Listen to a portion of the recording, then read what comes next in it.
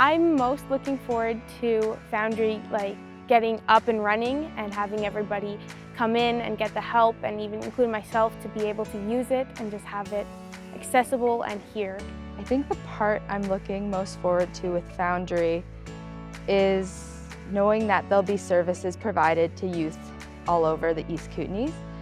And I think it's something that is kind of lacking in the area, and I think it'll be a great resource for all youth. Foundry East Kootenay will have primary healthcare services, which includes access to family doctors and also different services within the community such as sexual health, gender affirming care, and also nursing services. Foundry East Kootenay will also be housing mental health and substance abuse services, so that will include counselling, general mental health counselling, and also specific counselling for substance abuse. We'll have a social work program that will be available for young people to access. Also, we'll have a peer support program running out of the centre that will bring together young people and help them to navigate the services within the community. The Foundry East Kootenay has currently been a 2-year process, but we're getting near the end, and we have gotten our development permit has been approved. Our building permit should be approved any day now.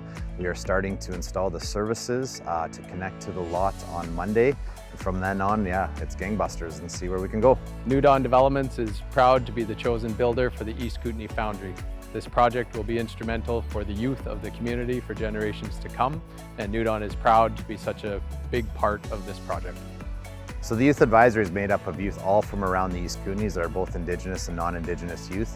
They have been instrumental from day one of what this project looks like, from the ground up, from picking the contractor to picking this beautiful site, from doing the colors within the interior. And again, this place is for the youth, designed by the youth, and it's all about the youth, and basically we have no say, and can be more happy and excited for what the Youth Advisory we have. We're just made up of some phenomenal youth, and it's just been such an exciting project to be a part with them.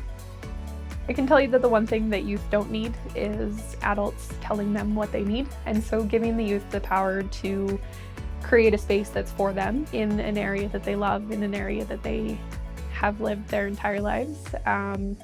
Being able to build those connections here, that is incredibly important. The programs and services in this area are very segmented. They don't have a lot of cohesion, and so Foundry does a lot of work to bridge that gap and kind of make it a little bit easier for youth to access the services that they need without having to go to 10 different locations just to get the same service. Having the input of the youth on the Youth Advisory Council is incredibly important, so we're not prescribing services for the youth to access.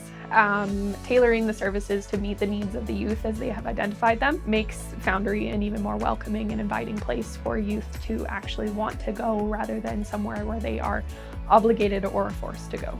I think my favorite part about helping plan Foundry is being able to work alongside my peers and an actual architect to create a real life building. I think it's really amazing that high school students get to be a part of picking the tile and the furniture and everything that goes into this building for youth.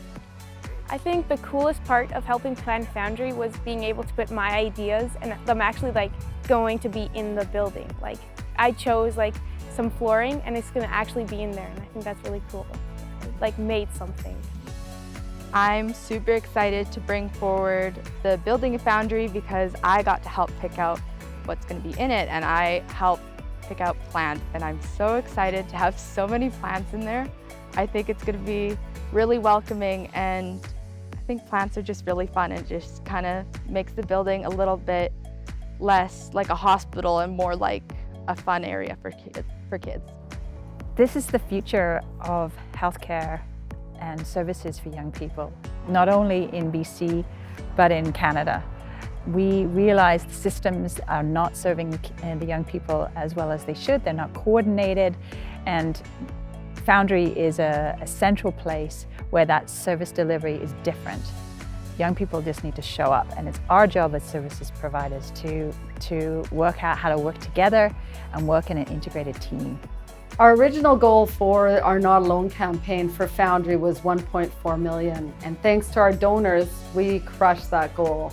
Unfortunately, we weren't able to find a building that would suit Foundry, so we ended up having to purchase land, and now we're building from the ground up. So our $1.4 million goal has now been raised to $4 million. We have about $1 million left to raise for Foundry, and between government grants and our very generous community, we know we're going to be able to raise this money quickly. Thank you so much to all of our donors and supporters.